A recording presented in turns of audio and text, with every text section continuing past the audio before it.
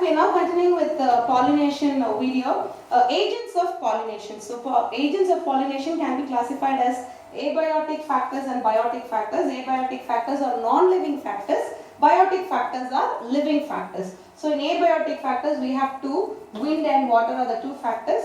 So pollination taking place by wind is called anemophily and by water is called hydrophily. And then the biotic factors would be the animals will be the major ones and the insects. So zoophily is by animals, entomophily is by insects. Under insects we have all the various types, and apart from the insects also we have bats. So we have catharophily by beetle, the moths, bees, butterflies, snails and birds. Ornithophily is by birds.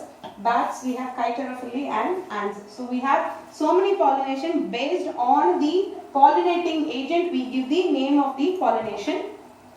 And anemophilous characteristics. Okay, majorly most of your plants, gymnosperms as well as angiosperms, are dependent on this, and we need not worry when it is anemophilous plants because wind is never in shortage. Okay, so most of your grasses, sugarcane, bamboo, coconut palm, maize, almost any flower which is very small, minute and many flowered leaves are anemophilous. So how are these flowers? If you look at them, they are found in clusters. Okay, there are large clusters and they are mostly pendulous. Pendulous means they are hanging. So when there is a light breeze also, the flowers can shake and disperse their pollen. So you see here in the maize plant also, you see it is very light and feathery. Okay, so these pollens are a large amount of pollens are formed, very light pollens are formed. Okay, because there will be a wastage of pollens taking place. So all these feathery structures are there. There are few characteristics for this anemophilous flowers.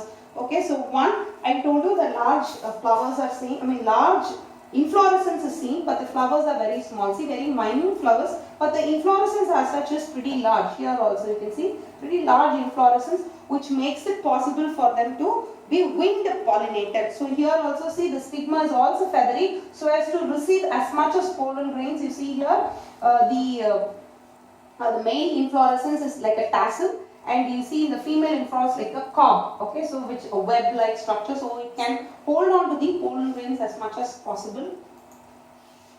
Hydrophily. Okay, in hydrophily, it is pretty exactly opposite. The amount of pollen is produced large, but it is slightly heavier when compared to the anemophilous flowers. And we have two types, epihydrophily and hypohydrophily. Again, water is not in shortage for this. All the hydrophytic plants are the hydrophily, the water pollinated plants are there. So when it takes place on the surface, epi is surface, hypo is below. Okay, always remember epidermis, hypodermis. Epidermis is outer layer, hypodermis a layer below. Okay, so epi is above, hypo is below. So when this Vallisneria has two plants, the male plant and the female plant.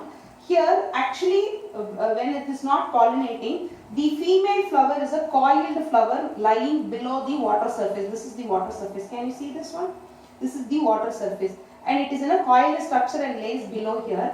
And when the flower is mature, it uncoils and comes to the surface level. The flower comes to the surface level, and here you see the male flowers will be liberated out and liberating the pollens here. So when the female flower is there, the water tides and the currents makes the pollen go and fall on the flower, thereby facilitating the pollination. This is Gyastra or the sea grass here, which is found below. When the pollination occurs, it is taking place below the surface level of the water. So pollination occurring inside the water. Gyastra marina, Ceratophyllum. The picture here I have given is the sea grass or the Gyastra. Ornithophily, okay, the plants that is pollinated by birds. Unlike these two plants which have very odorless plant or the colorless plants which is not so very distinct, here we have very colorful flowers. If you actually see this is very colorful here. One, to attract the birds. Two, mostly birds will be thirsty and would want to drink water. So they will be in a cup-like structure to drink those water and nectars. Okay, if you see, most of them are cup-like structures, thereby putting their beak and to drink. So some of the plants, Erythrina is kakapu. Okay, it is pollinated by crow. Okay, so that is why you have the word here I have given Erythrina indica, pollinating by the crow here. So here are the hummingbirds here. Okay, and this is your sunbird. Okay, this is your sunbird, this is a hummingbird. So all these honey eaters, there are very many birds which help in the pollination. I have given you some examples. Unlike those two here, the pollens are present on the feathers. So when the birds go from one flower to the other flower, the pollination occurs. So thereby the birds are also great pollinators. Here, if crow is removed from an ecosystem, down the lane Erythrina will become extinct, because the crow is an important agent which is pollinating this particular flower. So if the crow becomes extinct, you know that shortly the crow pollinated plants will become extinct. So that goes for any insect or any bird or any animal that becomes extinct. Those if they are pollinators of a specific species, those species get extinct very shortly. Entomophily, we have various insects, from bees, moths, butterfly, fly, wasp, ants, spiders and beetles, which help in the pollination. Many of you will be able to distinguish a butterfly and a moth, right? Butterfly is pretty colorful and it is in the daytime, but whereas a moth is pretty dull and it is found during the night times. For a bee, okay, what you see here is a bee, okay? What you see here is what? Is a beetle. This is a wasp. Okay, this is a wasp. Okay, this is a beetle and this is an ant. Okay, mechanism. There are few mechanisms that we see. Okay, this particular flower that I have put in a picture here is salvia. Okay, this flower is a bilabiate structure. You can see two lips here. So that's why you use the word bilabiate flower. Okay, two. Upper lip and lower. The corolla itself forms this corolla. If you recall your morphology lesson, you would have studied this structure here. Salvia is present horizontally. So when the bee actually sits on the lower surface, because of the weight of the bee, the upper lip touches on the body of the bee. Can you see here? And the pollen is dusted on this. And once it moves inside to drink the honey or eat the pollen or eat the pollens here, what happens is the stigma also receives the pollen that is present on its surface. From another flower, if there are other pollens there, it will get pollinated here, and the pollen of this flower also will get dusted out here. So that way the pollination occurs. So you can see the lever mechanism, because when it is sitting here, the upper corolla is moving down. So we have various mechanisms. We have trap mechanism, pitfall mechanism, the translator mechanism and the piston mechanism. Here it is seen in Aristolochia. In one of my previous videos you could see the flower there. Arum is also one of the large flower where the pitfall, it falls like the bee falls into a pit-like structure. Here the translator, so once it sits on one end, the other will be oscillating, thereby dusting the pollen grains. Piston is, once it's again sitting down, it compresses and the pollens are falling on top of it. So you have various mechanisms of pollination, especially for the insect pollinated flowers. And pollination, okay, when we actually see pollination, why is it very important to us? Various subjects are revolving around this particular subject, that is evolution, ecology, animal learning, foraging behavior. Animal learning because animals are dependent on this particular process, okay. The one such example is the relationship between the plant Yucca and Tageticula yuccacilla, okay. I have given this plant Yucca, okay. This is actually a Yucca plant and you see the flower here. What happens is here, both of them have a very unique thing. Your Tageticula is one of the moth here. Can you see this? Okay, what is happening here is, this particular plant is dependent on this particular species, very specific to the species for pollination. And here this particular moth is dependent on this, because here when the moth comes here, it starts to lay its egg in the flower.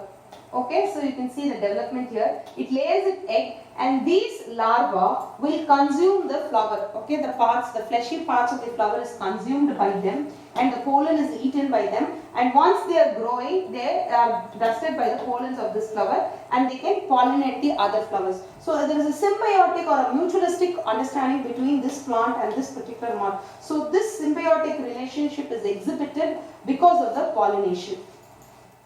And if you see this Amorphophallus here, this particular flower is pretty large flower. Okay, now I am actually giving a very small species flower here. See the amount of pollen here on this particular flower. All these pollen, okay, are the bees actually eat them as a major food. Okay, so even if they are consuming so much pollen, some of the pollen is helps in the cross pollination.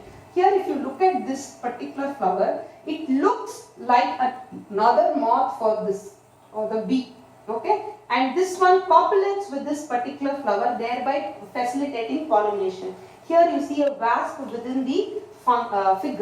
Fig is Apical. So here you see the wasp inside which again it is staying here, and when it moves out of the fruit, it can pollinate the other. So it shows a very complex exhibit the process where these life cycles are dependent on these flowers.